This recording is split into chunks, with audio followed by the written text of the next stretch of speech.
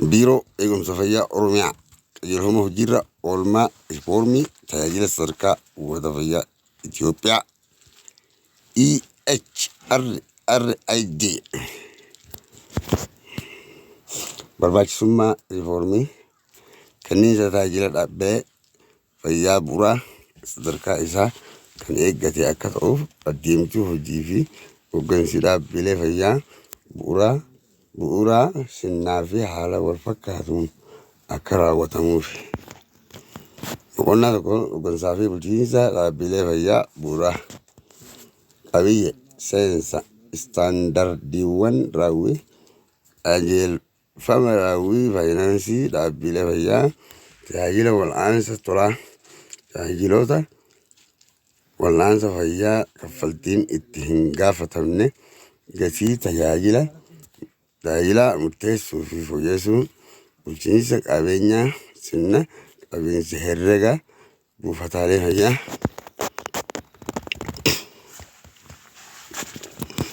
seensa istaandardoota raawwii qajeelfama raawwii hooggansaa fi bulchiinsa buufata fayyaa raawwii tooftaa argamsiisa galii buufata fayyaa haala qophii karoorii tarsiimoo fi waggaa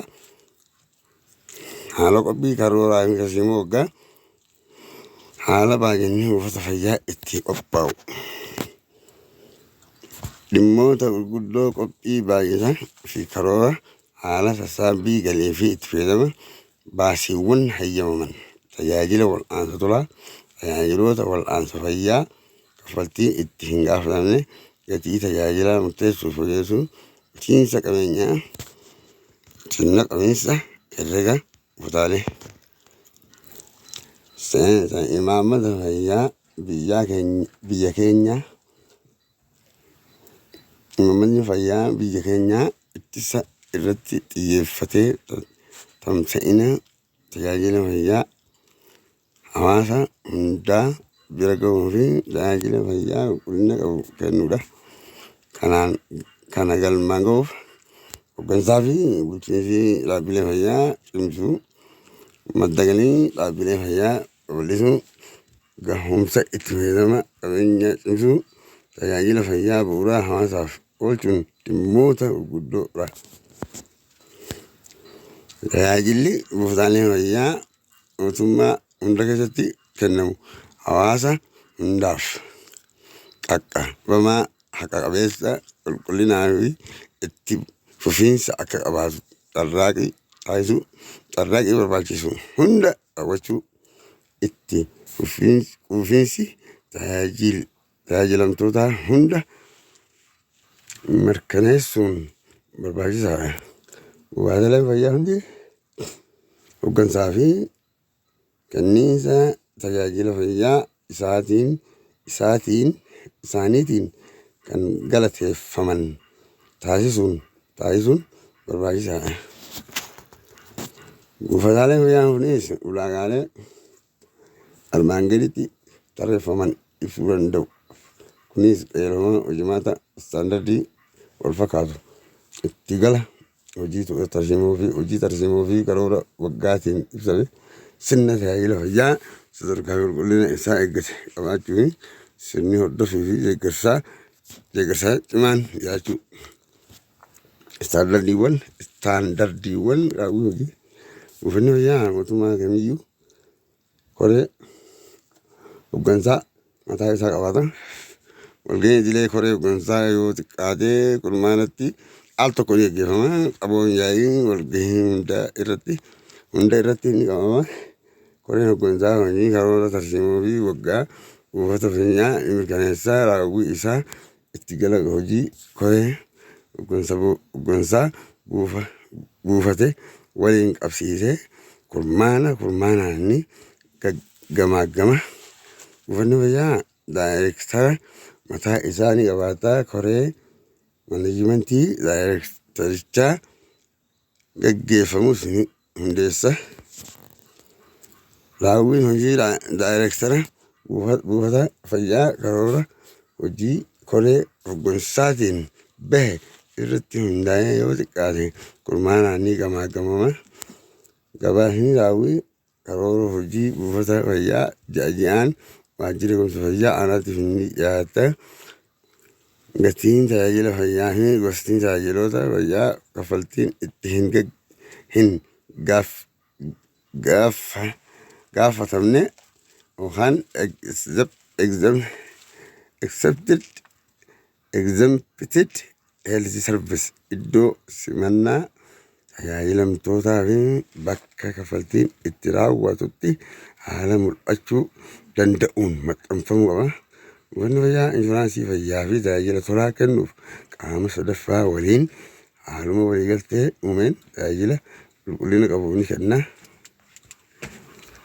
Buufanni fayyaa fayyadamtoota tajaajila yaalaa tolaa fi inshuraansii fayyaa fi tajaajiloota kaffaltiin itti hin gaafatamne argatan teessoo umrii fi saala isaanii akkasumas gosa tajaajila kennamee fi baasii tajaajilichaaf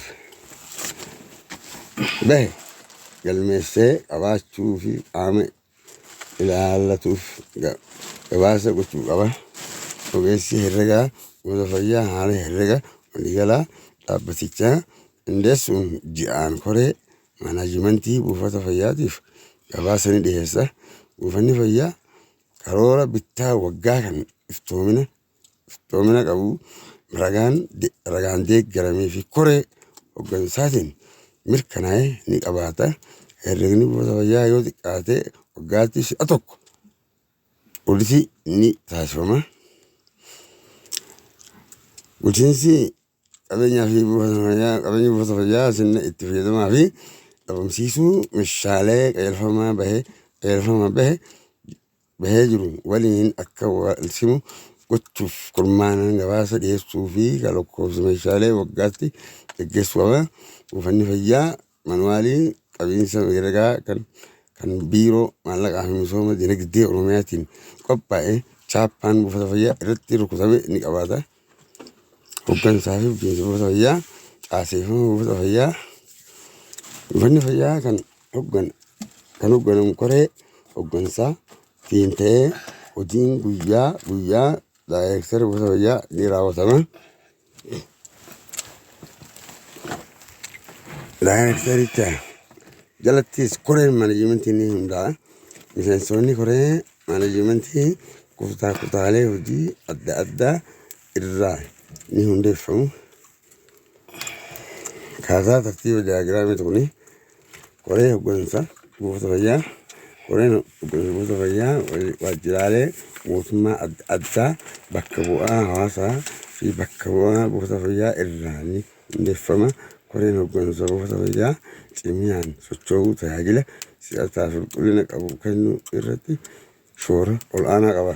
Koreen hooggansa hawaasaa tajaajiluuf itti gaafatamummaa qaba. Kanaafuu koreen hooggansa waajjiraalee aanaa godinaa fi akkasumas qaamota biroo wajjin walitti dhufeenya cimaa qabaachuu qaba. Gahee hojii fi itti gaafatamummaa koree hooggansaa karoora tarsiimoo fi waggaa baasuu irratti ni hirmaata, ni mirkaneessa. Hojiiwwan buufata fayyaa waliigalaa ni hordofa, ni deeggara. Dhiyeessii fi itti fayyadama qabeenyaa hordoffii fi deeggarsa taasisa. Raawwiin kenniinsa tajaajila tolaa fi duubee ni hordofa. Saffinni qulqullinni tajaajila buufata fayyaa kennuu akka fooyya'uun ni deeggara. Raawwiin hojii buufata fayyaa yoo xiqqaate kurmaanaan ni gamaagama. Miseensota koree hooggansaa haaraatiif leenjiin hubannoo akka kennamu ni taasisa. Hojiin buufata fayyaan raawwatamu seera qabeessa, iftoominaa fi itti gaafatamummaa qabaachuu fi gabaasni qaama ol'aanaaf darbuu isaa ni mirkaneessa. Kenniinsa tajaajilaa irratti hirmaannaa uummataa mirkaneessuun buufanni fayyaa abbummaan hawaasa keessatti akka dagaaguu fi Oolitiin waggaa akka adeemsifamu ni mirkaneessa.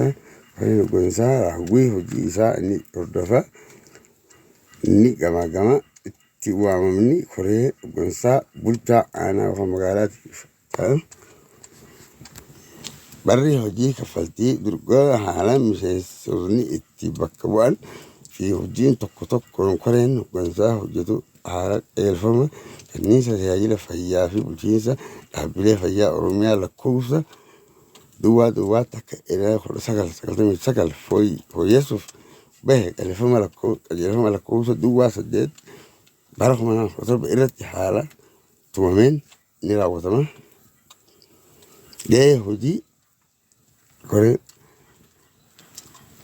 miseensota koree hooggansaa kantiibaan magaalaa buufataalee fayyaa magaalaa aanaa keessa jiraniif dura taa'aa yookiin bulchaan aanaa buufataalee fayyaa birootiif dura taa'aa daayireektara tajaajila fayyaa bu'uura barreessaa itti gaafatamaa waajjira eegumsa fayyaa aanaa yookaan magaalaa miseensa itti gaafatamaa waajjira maallaqa misooma dinagdee aanaa yookaan magaalaa miseensa bakka bu'aa hawaasaa nama tokko miseensa itti gaafatamaa waajjira dhimma dubartootaa fi daa'imni yookaan waldaa yookaan federeeshinii dubartootaa qaama tokko miseensa.